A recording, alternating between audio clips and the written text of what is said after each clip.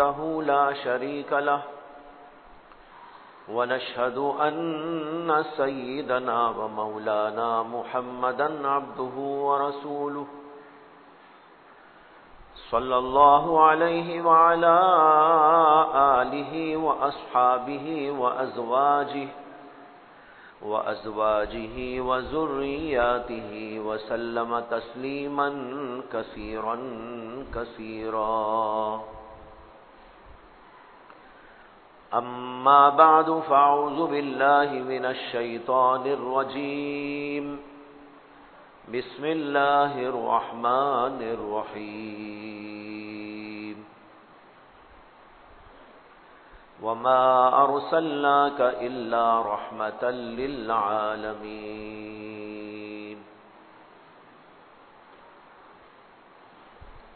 محترم حضرات، بھائیوں، بزرگوں، دوستوں، گزشتہ جمعہ آپ حضرات کے سامنے نبی اکرم صلی اللہ علیہ وسلم کے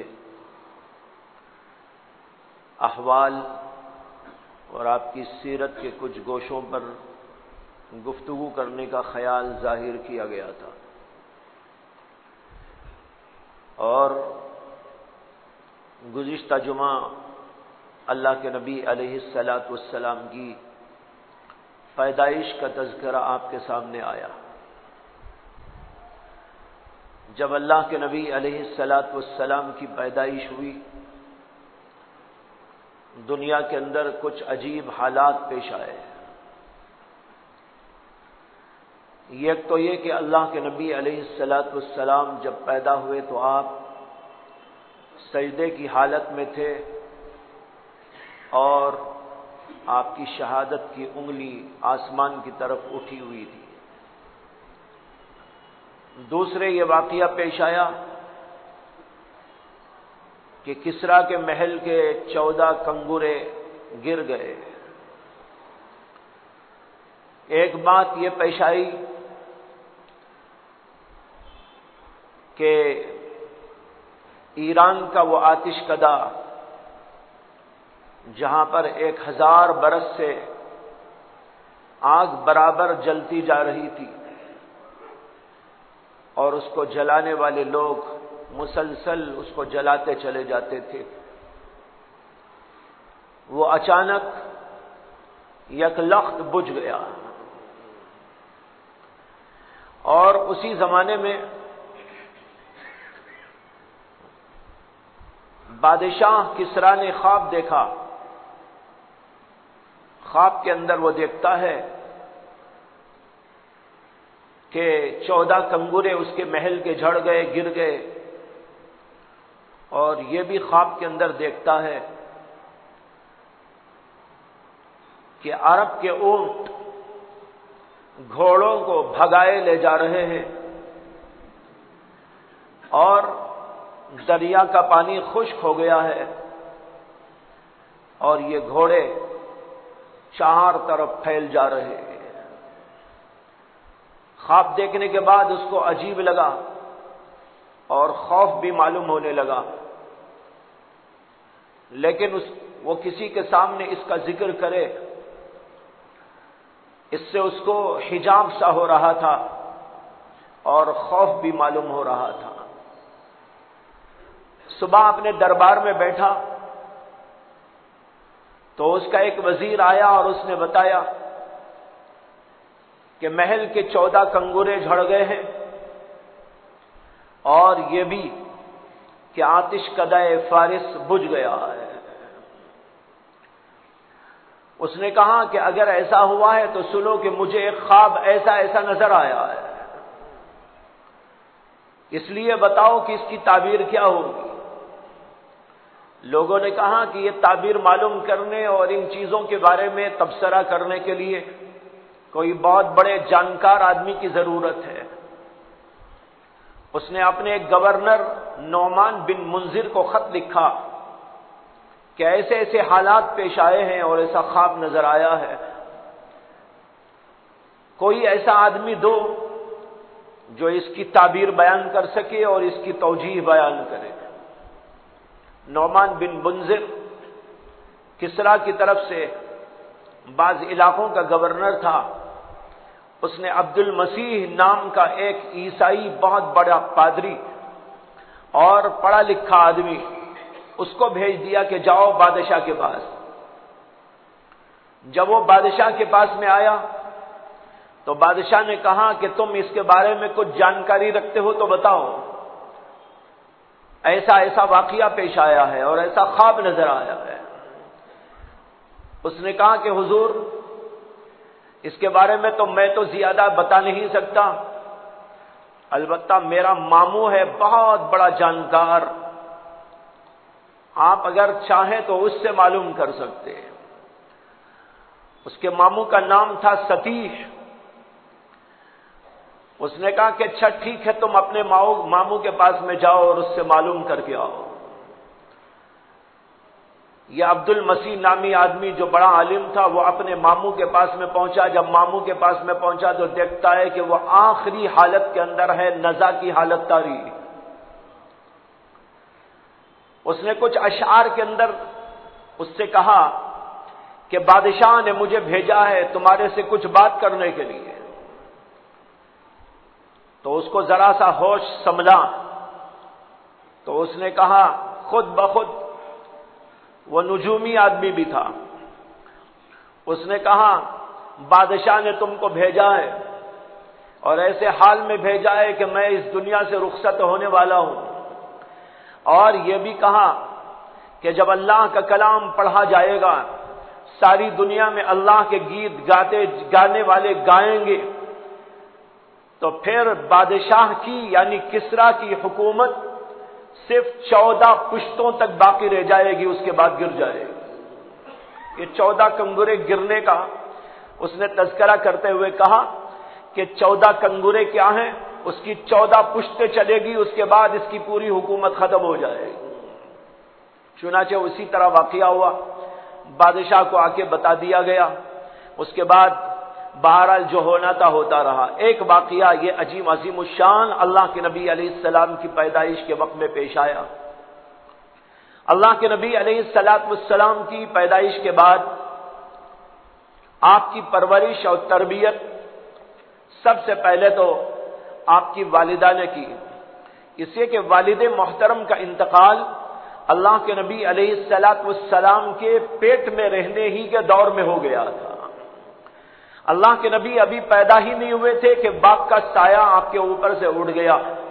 آپ یتیم پیدا ہوئے اور حضرت آمینہ رسول اکرم صلی اللہ علیہ وسلم کی والدہ محترمہ انہوں نے دودھ پلایا.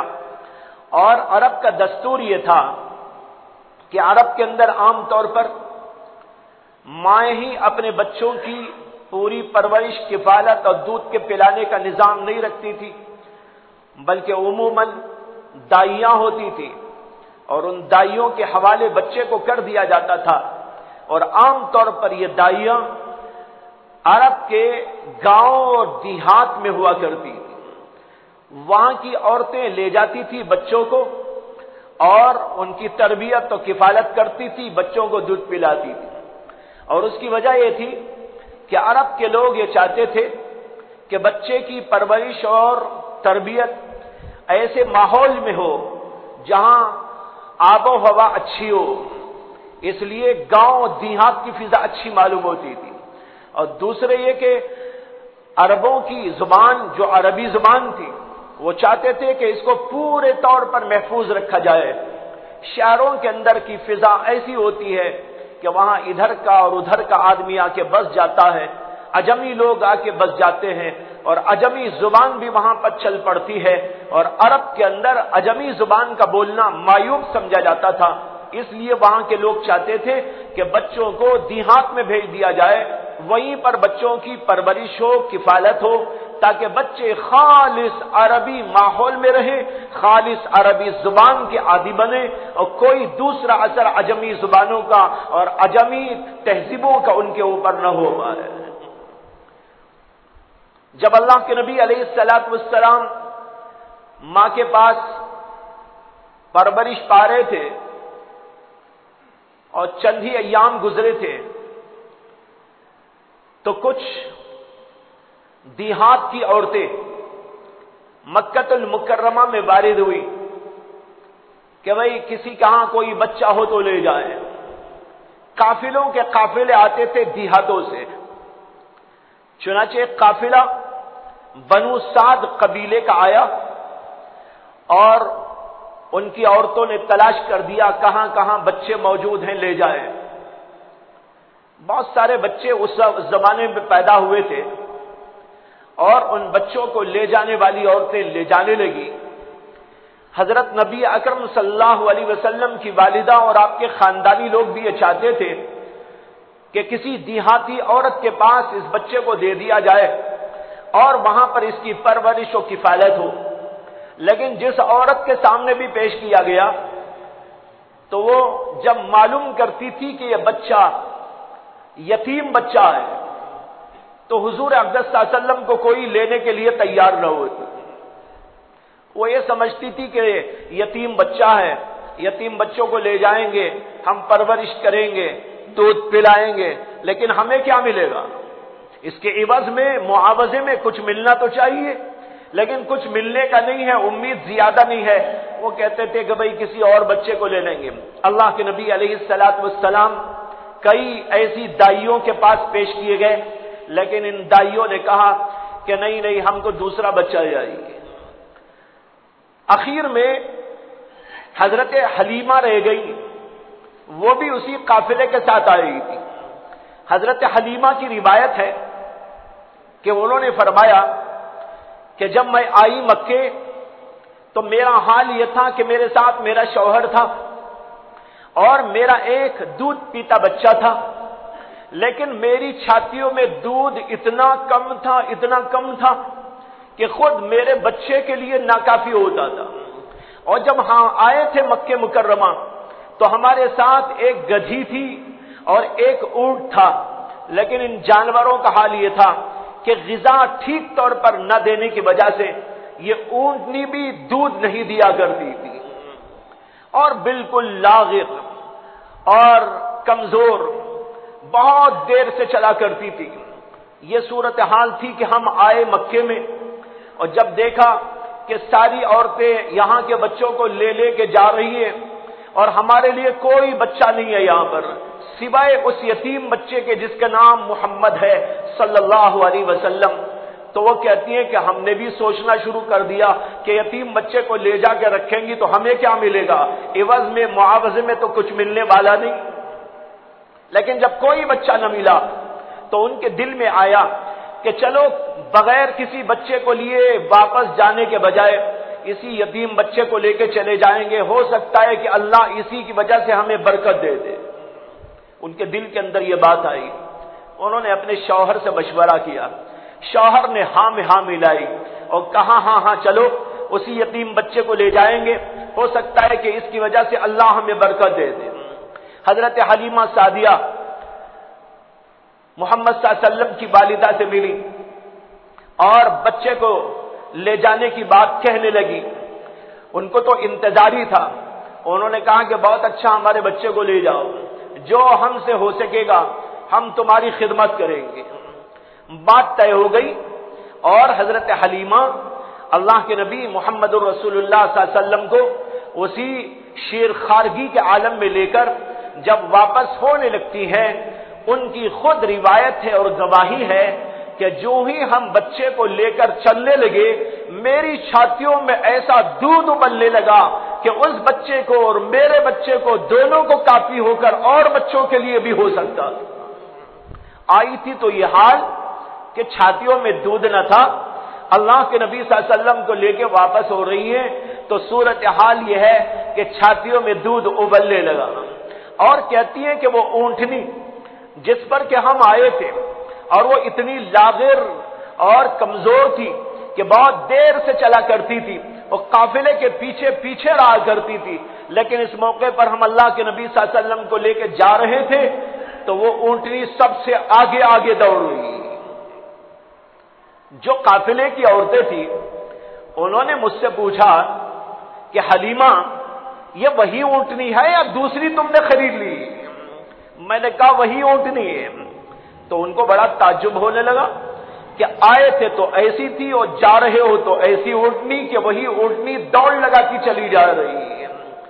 اور فرماتی ہیں کہ جب ہم اللہ کے نبی صلی اللہ علیہ وسلم کو لے کر اپنے علاقے میں پہنچے تو وہاں پر جہاں ہماری بکریاں چرا کرتی تھی وہاں پر خوب چارہ ملتا تھا، اور جہاں پر دوسری لوگوں کی بکریاں چرا کرتی تھی وہاں پر ان کو عام طور پر چارہ نہیں ملا کرتا تھا، قحط سالی ہوا کرتی تھی بار بار، لیکن اس کے باوجود ہمارے یہاں جو کھیت تھے اس کے اندر خوب گھاس پوس ہوتی تھی اور ہماری بکریاں خوب سیراب ہو کے آیا کرتی تھی۔ اس طرح اللہ کے نبی صلی اللہ علیہ وسلم اس دیہات کی فضا کے اندر بنو سعد قبیلے کے اندر پرورش پانے لگے، تربیت پانے لگے۔ حضرت حلیمہ اللہ کے نبی علیہ السلام سے بہت پیار کرتی تھی، اپنے بچے سے زیادہ، اپنے بچوں سے زیادہ اللہ کے نبی علیہ السلام کی دیکھ بھال کیا کرتی تھی۔ اس طرح 2 سال کا عرصہ بچے کی تربیت میں اور ان کو دودھ پلانے میں ان کو لگ گیا۔ بیچ میں کبھی کبھی لا کر والدہ سے ملا کے لے جاتی تھی، یہ سلسلہ تو ہوا کرتا تھا۔ جب 2 سال پورے ہو گئے، معمول یہ ہوا کرتا تھا کہ 2 سال کے بعد بچے کو ماؤں کے حوالے کر دیا جاتا تھا۔ حضرت حلیمہ بھی اللہ کے نبی صلی اللہ علیہ وسلم کو لے کر ان کی والدہ کے پاس میں آئی اور کہا کہ یہ بچہ 2 سال کا ہو گیا، اب لے کے تمہارے پاس آ گئی ہو، لیکن میری چاہت یہ ہے کہ اس بچے کو اور بھی 2-4 سال میرے پاس میں رہنے دیا جائے۔ اور اس زمانے میں مکہ مکرمہ میں کوئی بیماری پھیلی ہوئی تھی، وبائی بیماری، تو حضرت حلیمہ کو اچھا لگا کہ ٹھیک ہے کہ یہاں تو وبا پھیلی ہوئی ہے، اس لیے چلو بچہ ابھی وہیں پر رہے۔ چنانچہ دوبارہ حضرت حلیمہ اللہ کے نبی علیہ السلام کو لے کر اپنے علاقے میں گاؤں میں آ گئی، اور وہاں اللہ کے نبی علیہ السلام اور بھی کئی دنوں، مہینوں، سالوں تک رہنے لگے۔ جب اللہ کے نبی علیہ السلام کی عمر 4 برس کی تھی، اس زمانے کے اندر ایک عجیب اور غریب اور حیرت انگیز واقعہ پیش آیا۔ اللہ کے نبی علیہ السلام بچوں کے ساتھ کھیلا کرتے تھے اور بکریاں بھی چرایا کرتے تھے، جو بکریاں ان کی اپنی ہوتی تھی، حضرت حلیمہ کی، ان کے شوہر کی، تو وہاں پر بکریوں کے ساتھ کھیلتے اور چرانے چلے جاتے تھے۔ ایک دن اللہ کے نبی علیہ السلام اسی طرح جو ہے اپنے رضائی بھائیوں کے ساتھ اور کچھ بچوں کے ساتھ بکریوں میں کھیل رہے تھے، اتنے میں یہ واقعہ پیش آیا کہ 2 آدمی آئے، اللہ کے نبی علیہ السلام کو انہوں نے پکڑنے کے بعد میں لٹا دیا، لٹانے کے بعد آپ کا سینہ چاک کر دیا۔ بچے جو کھیل رہے تھے انہوں نے اس منظر کو دیکھا تو وہاں سے ڈر کے مارے بھاگ کے آ گئے۔ آ کر حضرت حلیمہ کو انہوں نے بتایا کہ جو ہے ہمارے بھائی محمد کے ساتھ ایسا واقعہ ہو رہا ہے، کوئی 2 آدمی آئے ہیں، انہوں نے پکڑ لیا ہے اور ایسا کر دیا ہے۔ اب حضرت حلیمہ بھی اور ان کے شوہر بھی اللہ کے نبی علیہ السلام کو تلاش کرنے اور واپس لانے کے لیے پہنچتے ہیں۔ وہاں پر پہنچتے ہیں تو دیکھتے ہیں کہ اللہ کے نبی علیہ السلام کھڑے ہوئے اور گھبرائے ہوئے، آپ کو بلایا، اٹھایا، پیار کیا، پھر پوچھا کہ تمہارے ساتھ کیا ہوا؟ اللہ کے نبی علیہ السلام نے فرمایا کہ 2 آدمی آئے تھے، انہوں نے میرا سینہ چاک کر دیا اور سینے کے اندر سے کوئی چیز نکال کے انہوں نے باہر ڈال دی اور پھر اس کے بعد اس کو سی دیا۔ دیکھا تو ایک ایسا نشان معلوم ہو رہا تھا جیسے کہ کوئی آپریشن کر دینے کے بعد سینے سے ایک نشان سا محسوس ہوتا ہے۔ خیر اس کے بعد وہ لے آئے اور پھر بہت اہتمام کے ساتھ، احتیاط کے ساتھ میں رکھنے لگے، اور پھر ان کو خوف ہوا تو انہوں نے لے جا کر اللہ کے نبی علیہ السلام کو والدہ محترمہ حضرت آمینہ کے حوالے کر دیا۔ یہ وہ بچپن ہے جو اللہ کے نبی علیہ السلام کا بنو سعد قبیلے میں گزرا، اور وہاں کی زبان اچھی زبان مانی جاتی تھی، اس لیے اللہ کے نبی علیہ السلام کی زبان، عرب کی زبان بہت پاکیزہ، بڑی فصیح، بڑی بلیغ زبان تھی، ایک موقع پر آتا ہے کہ حضرات صحابہ نے پوچھا کہ یا رسول اللہ صلی اللہ علیہ وسلم، آپ تو ہم ہی میں پلے اور بڑے، لیکن اس کے باوجود آپ کی زبان کی جو نزاکت اور آپ کی زبان کی جو فصاحت اور آپ کی زبان کے اندر جو شان و سہولت نظر آتی ہے وہ دوسروں میں نظر نہیں آتی، اور آپ نے زبان کیسے سیکھ لی؟ اللہ کے نبی علیہ السلام نے فرمایا، تمہیں خبر نہیں ہے کہ میں بنو سعد قبیلے میں پلا ہوں اور وہاں کی زبان بڑی اچھی زبان، یہ زبان میں سیکھ کر آیا ہوں۔ بہرحال اللہ کے نبی علیہ السلام اب اپنی والدہ محترمہ کے ساتھ رہنے لگے اور 4 سال عمر ہو چکی تھی۔ اللہ کے نبی علیہ السلام بچپن میں جیسے کہ بچے ہوتے ہیں کھیلتے تھے، کودتے تھے معمولی انداز سے، پھر اس کے بعد تربیت ہوتی رہی، ماں کی پرورش میں کفالت میں رہے، لیکن جب آپ 6 برس کے ہوئے ہیں والدہ محترمہ اپنے میکہ مدینہ منورہ تشریف لے گئی۔ اللہ کے نبی علیہ السلام کی والدہ محترمہ مدینہ منورہ کی رہنے والی، چنانچہ وہاں پر گئی اور وہاں پر جب واپسی ہونے لگی وہاں سے، راستے میں ابوا ایک مقام ہے، وہیں پر ان کا انتقال ہو گیا۔ اللہ کے نبی علیہ السلام اس وقت میں 6 برس کے ہیں اور ان کے ساتھ اس وقت ام ایمن نامی ایک خاتون جو باندی تھی اس جو ہے خاندان کی، وہ بھی ساتھ میں موجود تھی۔ ام ایمن نے ان کو وہیں پر دفن کیا اور پھر اس کے بعد اللہ کے نبی علیہ السلام جو چھوٹے سے بچے تھے اور 6 سال کی عمر کے تھے ان کو لے کر آئی مکہ مکرمہ، اور مکہ مکرمہ لانے کے بعد حضرت عبد المطلب کے حوالے کر دیا۔ دادا زندہ تھے حضرت عبد المطلب، انہوں نے لے لیا اللہ کے نبی علیہ السلام کو اور اپنی پرورش و کفالت میں رکھا، اور پھر اللہ کے نبی علیہ السلام ان کے ساتھ 2 سال تک رہے، ان کی تربیت میں 2 سال تک رہے۔ جب اللہ کے نبی صلی اللہ علیہ وسلم کی عمر 8 برس کی ہوئی تو پھر عجیب واقعہ یہ پیش آیا کہ دادا کا بھی انتقال ہو گیا۔ پیدائش سے پہلے والد کا انتقال ہو گیا، جب آپ 6 برس کے تھے تو والدہ کا انتقال ہو گیا، جب آپ 8 برس کے ہوئے تو دادا کا انتقال ہو گیا۔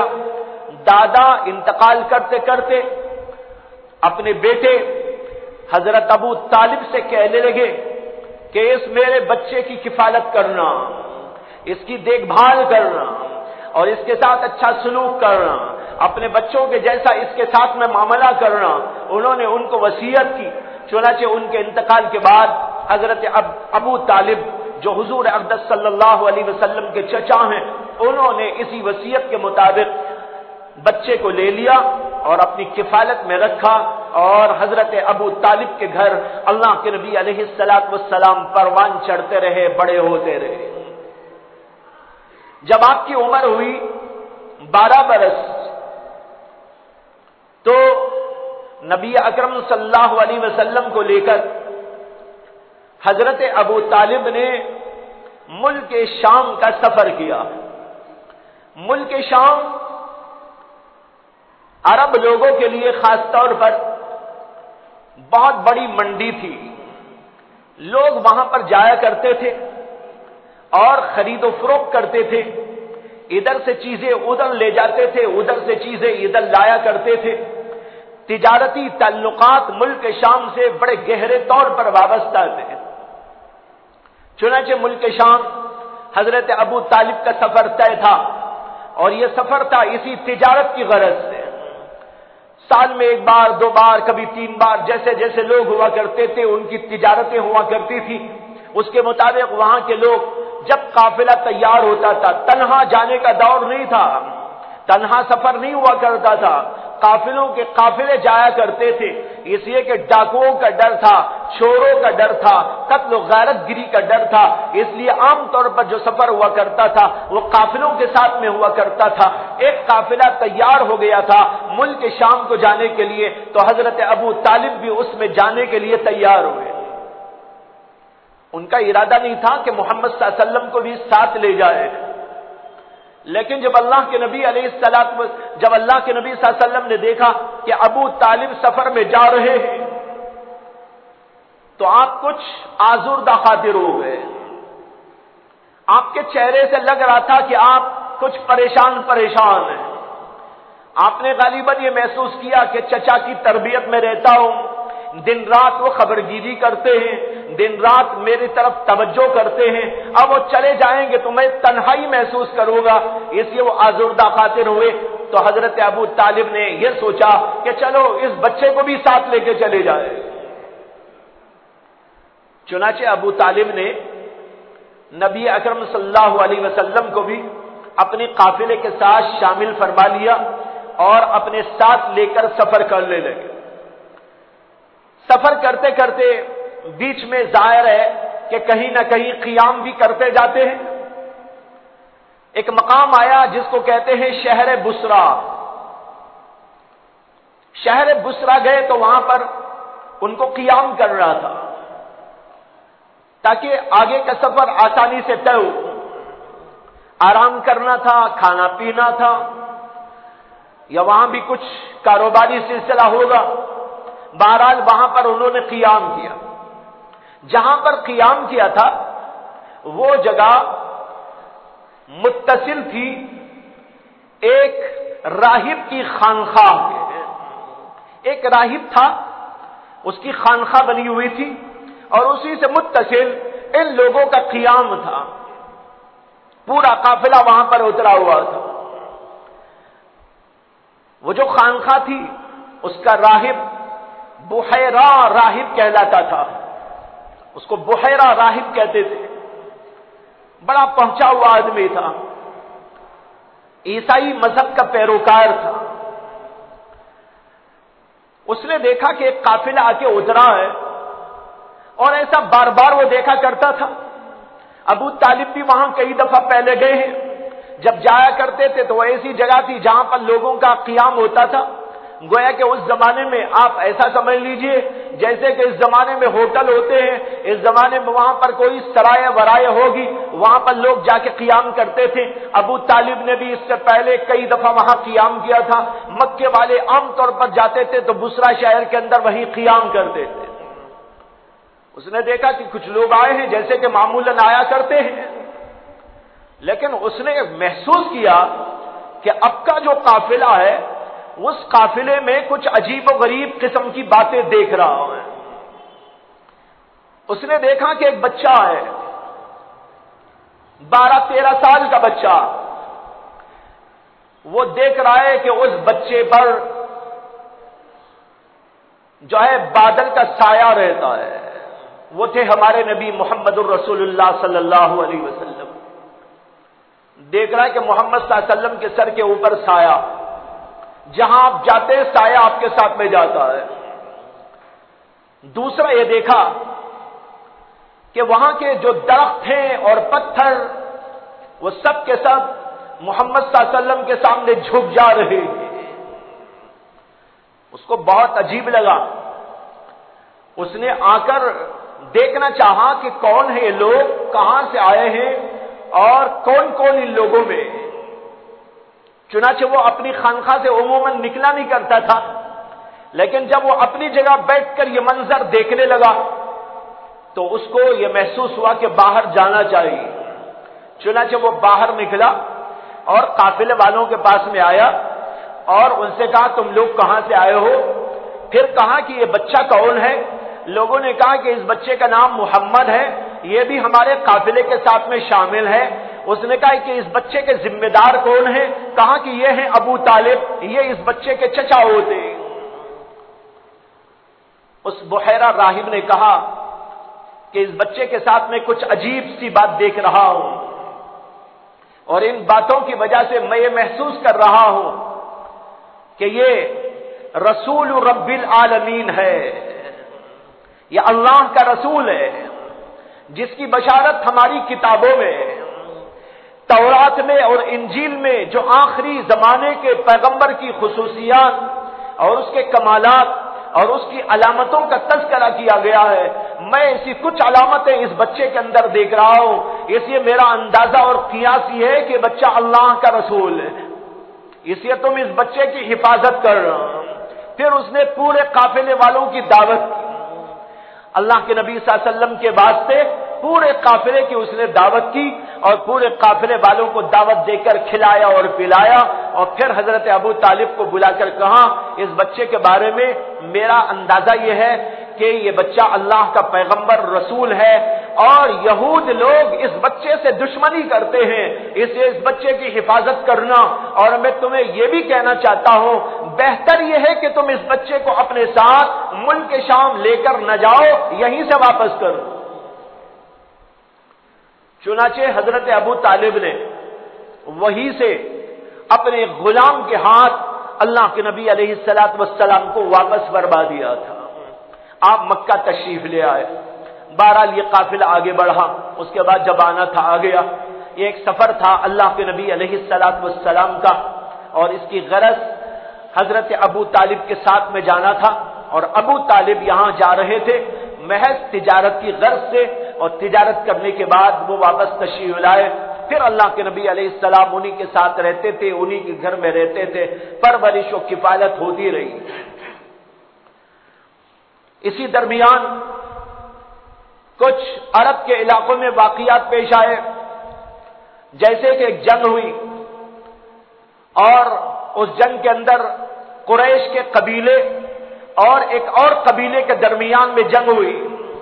اللہ کے نبی علیہ الصلوۃ والسلام کو بھی قریش نے اپنے ساتھ میں لے لیا تھا۔ اس زمانے میں اللہ کے نبی علیہ الصلوۃ والسلام کی عمر مبارک 20 برس کی تھی۔ آپ بالکل جوان اور ہر طرح کی خوبیوں سے آراستہ پیراستہ، جوانی و طاقت کی تمام خوبیاں اللہ کے نبی علیہ السلام میں جمع تھی، لیکن اس کے باوجود اس جنگ میں شریک ہو کر بھی اللہ کے نبی علیہ الصلوۃ والسلام نے کسی کے اوپر ہاتھ نہیں اٹھایا۔ شریک رہے قبیلے کی جانب سے، لیکن اللہ کے نبی علیہ الصلوۃ والسلام نے کبھی کسی کے اوپر وہاں پر ہاتھ نہیں اٹھایا، اور پھر جنگ کے اندر شریک ہونے کے بعد واپس ہو گئے۔ ایک واقعہ اس درمیان میں پیش آیا تھا۔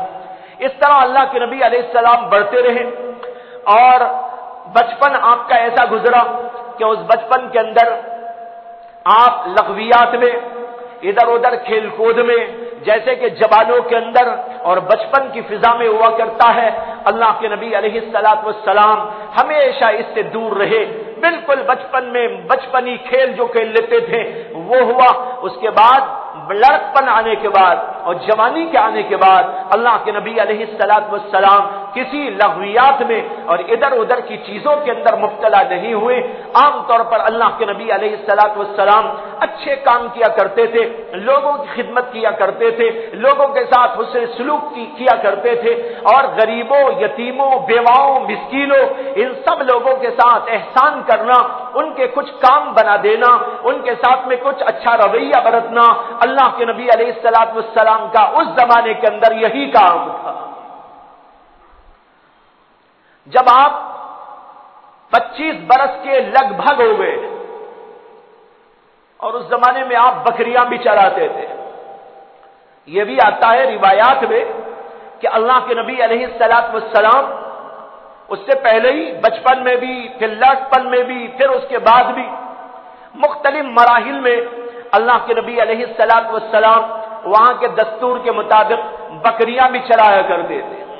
ایک دفعہ اللہ کے نبی علیہ السلام اپنے صحابہ کے ساتھ مر الزہران ایک علاقہ ہے، وہاں پر تشریف لے گئے تھے۔ وہاں پر صحابہ کرام نے کچھ پھل چن چن کے اٹھانا چاہ رہے تھے۔ اللہ کے نبی نے کہا اس پھل کا سیاہ جو ہوتا ہے، کالا، وہ اٹھایا کرو، وہ اچھا ہوتا ہے۔ صحابہ نے کہا یا رسول اللہ، آپ ایسی بات کر رہے ہیں جیسے کوئی بکریاں چرانے والے جانتے ہو، آپ بھی بکریاں چرائے ہیں؟ اللہ کے نبی صلی اللہ علیہ وسلم نے فرمایا کہ ہاں ہاں، میں نے بچپن میں بھی چرائے ہیں، اور پھر لڑکپن میں بھی میں نے چلایا ہے، جوانی میں بھی میں نے بکریاں چرائی ہیں، مختلف مرحلوں میں میں نے یہ کام انجام دیا ہے، اور چند قیرات کے عوض میں میں بکریاں چرایا کرتا تھا مکے والوں کی۔ یہ اللہ کے نبی علیہ السلام نے خود ہی ارشاد فرمایا۔ علماء نے بڑی حکمت بیان کی، اور یہ کہا اللہ کے نبی نے خود کہ جتنے پیغمبر دنیا میں تشریف لائے تھے سارے پیغمبروں نے بکریاں چرائی، آپ نے بھی چرائی، اور جتنے پیغمبر دنیا میں تشریف لائے سارے پیغمبروں نے بکریاں چرائی۔ علماء اس کی حکمت بیان کرتے ہیں کہ بکریوں کا ریوڑ جب لے کے آدمی چلتا ہے تو ایک بکری ادھر جاتی ہے، ایک بکری ادھر جاتی ہے، کوئی ادھر ہو جاتے ہیں، کوئی ادھر ہو جاتے ہیں، اس کو پکڑو تو وہ ادھر چلی جائے، اس کو پکڑو تو یہ ادھر بھاگ جائے۔ ایسے موقع پر بہت ہی صبر کے ساتھ، بڑی ہمت کے ساتھ، بڑی بہادری کے ساتھ، بڑی تدبیروں کے ساتھ ان بکریوں کو اپنے قبضے میں لے کر اور ساروں کو ایک طرف کو ہانکتے ہوئے چلنا، یہ بہت بڑا کام ہوا کرتا ہے۔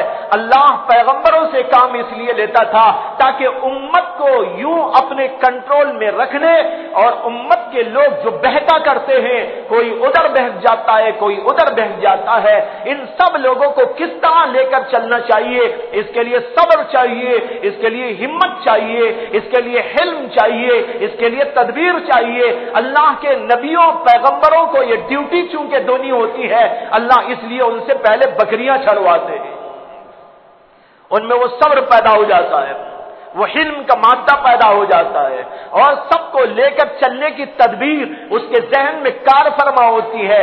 پھر وہ جب امت کو لے کر چلتا ہے تو اسی طریقے پر لے کے چلتا ہے، اور بکھرے ہوئے ان لوگوں کو ایک لڑی میں پرو دیتا ہے۔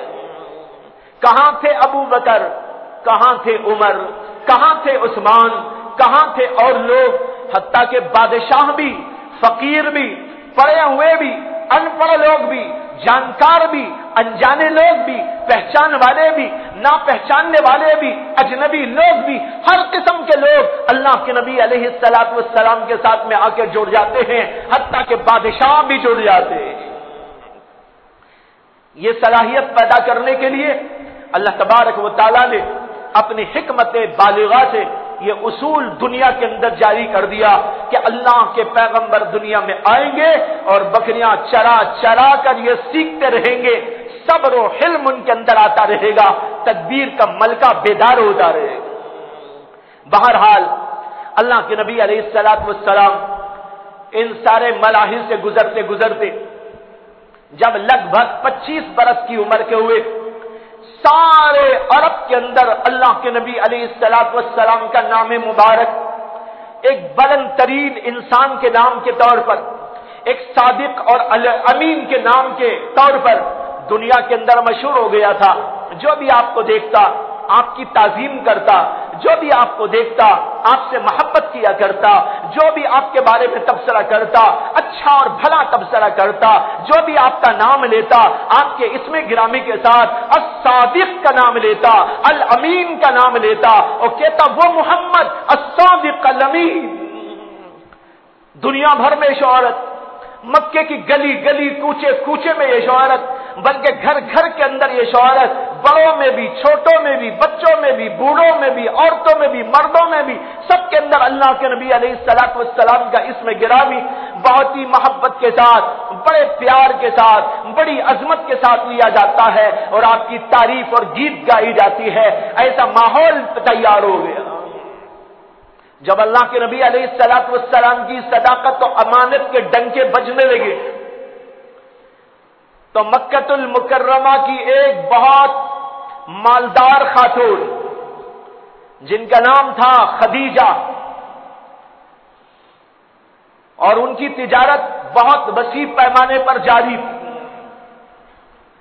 ان کے پاس اتنا مال تھا کہ پورے قریش کے بڑے مالداروں کا مال ایک طرف تو حضرت خدیجہ الکبریٰ کا مال ایک طرف،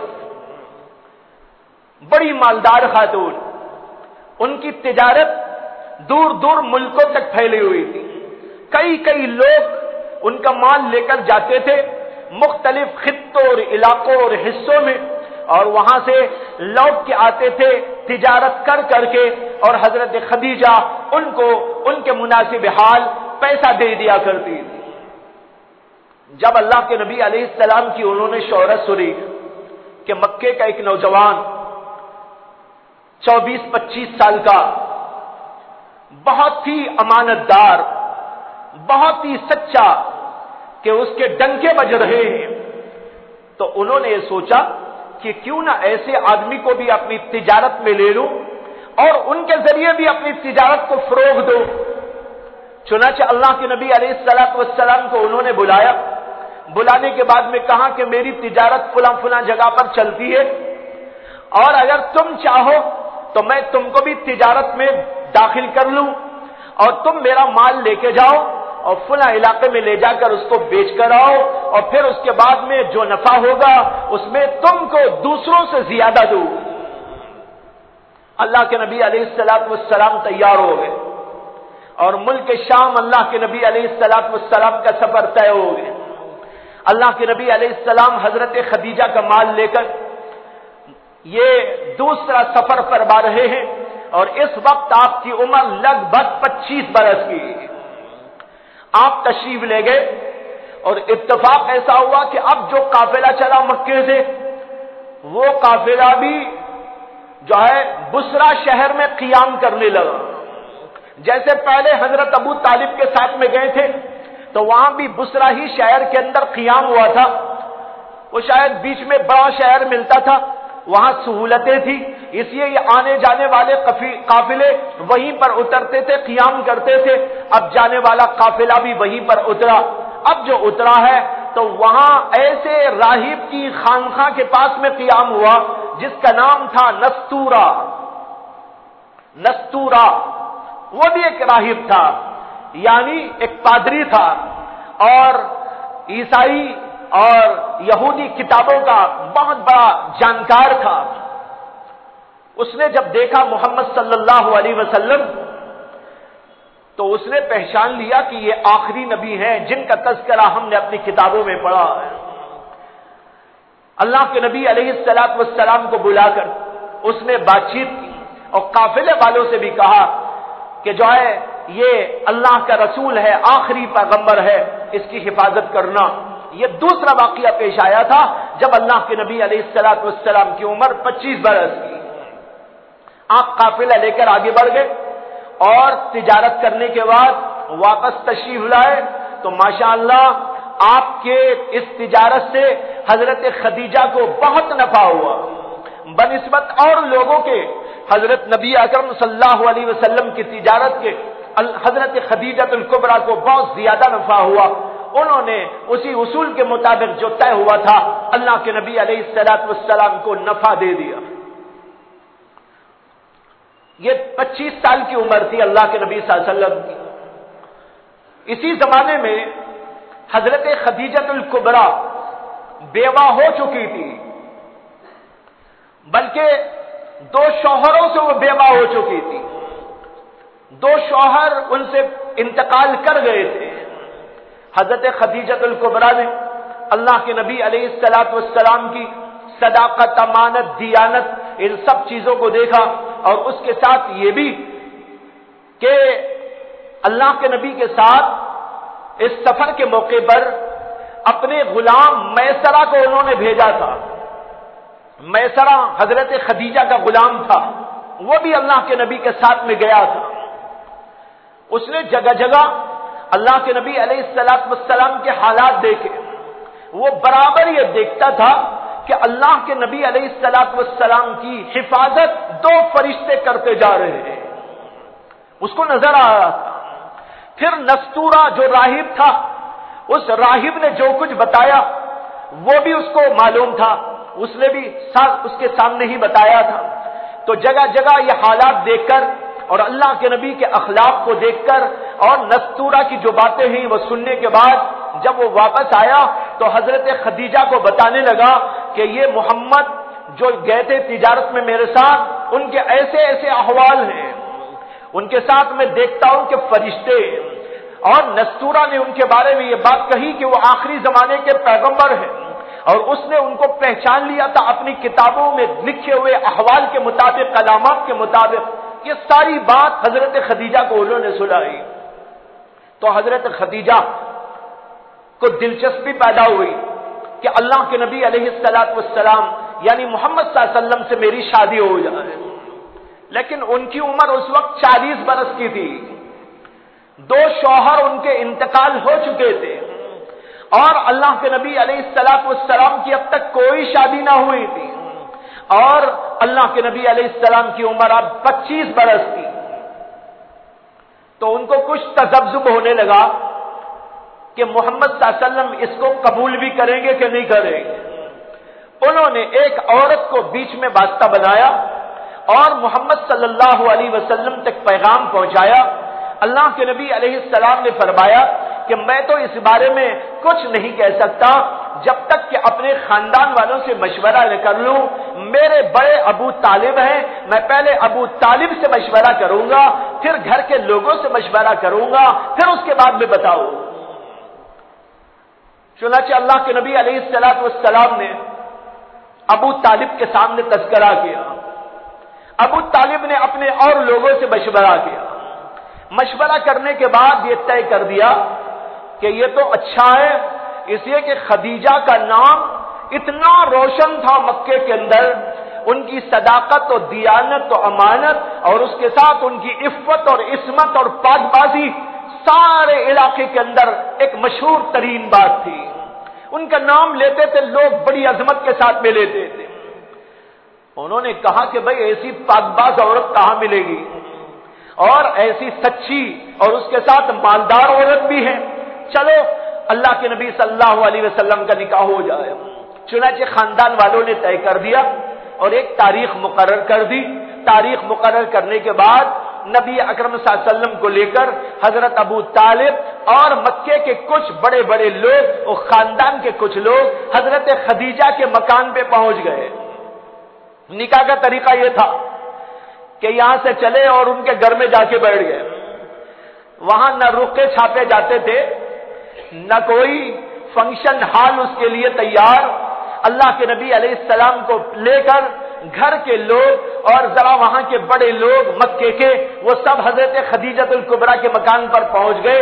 مکان پر پہنچنے کے بعد حضرت خدیجۃ الکبریٰ سے بات چیت کی گئی کہ تمہارا پیغام آیا تھا، یہ پیغام ہم کو منظور ہے، اب چاہے تو ہم نکاح پڑھا دیں۔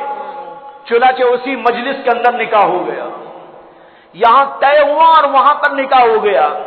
نکاح پڑھانے والے حضرت ابو طالب تھے۔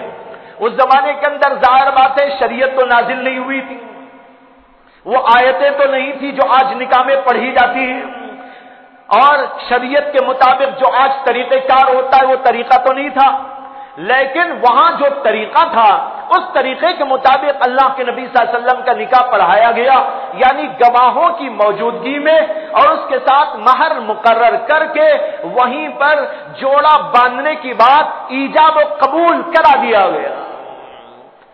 پہلے تو انہوں نے اللہ کی حمد و ثنا کی، اللہ کی حمد و ثنا تو وہاں کے لوگ بھی کیا کرتے تھے۔ چنانچہ اللہ کی حمد و ثنا کرنے کے بعد حضرت ابو طالب نے کہا کہ میرا یہ بھتیجا محمد مکے کے سب لوگوں میں اعلیٰ و ارفع و سب سے عاقل و سب سے زیادہ اچھا اور حسین و خوبصورت لڑکا ہے، پورے مکے میں بلکہ عرب میں اس سے بہتر کوئی نوجوان نہیں ہوگا۔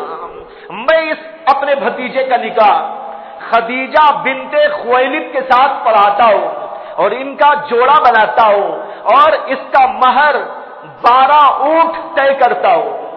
12 اونٹ مقرر ہوئے تھے ایک روایت کے مطابق۔ چنانچہ انہوں نے نکاح پڑھایا، اللہ کے نبی سے ایجاب قبول جو ہے ایجاب ہوا، اللہ کے نبی نے قبول کیا اور نکاح ہو گیا۔ اس نکاح کی کچھ باتیں میں نے اس وقت میں آپ کے سامنے ذکر کی تھی جب یہ عرض کیا تھا کہ لوگ کہتے ہیں کہ اللہ کے نبی علیہ السلام نے کئی نکاح کر کر دنیا میں عشرت کی زندگی گزاری۔ میں نے کہا جس کو عشرت کی زندگی گزارنا ہو، جس کو من مانی زندگی گزارنا ہو، وہ 25 سال کی عمر میں 2 شوہروں سے انتقال ہو، 2 شوہروں کے انتقال کے بعد 2 شوہروں کی بیوہ سے 40 سال عمر والی سے کیوں شادی کرتے ہیں؟ اللہ کے نبی صلی اللہ علیہ وسلم کا منشا دنیا نہیں تھی۔ بہرحال یہ نکاح ہو گیا بہت خوبصورتی کے ساتھ۔ اللہ کے نبی علیہ السلام حضرت خدیجۃ الکبریٰ کے ساتھ میں رہنے لگی، اور اسی زمانے کے اندر جو ہے مکہ المکرمہ میں کعبۃ اللہ کی تعمیر کا مسئلہ اٹھا تھا۔ اللہ کے نبی علیہ السلام اس وقت میں 25 برس کے تھے جب کعبۃ اللہ کی نئی تعمیر ہوئی تھی۔ یہاں سے انشاءاللہ پھر باتیں اگلے ہفتے عرض کی جائیں گی۔ وآخر دعوانا ان الحمدللہ رب العالمین۔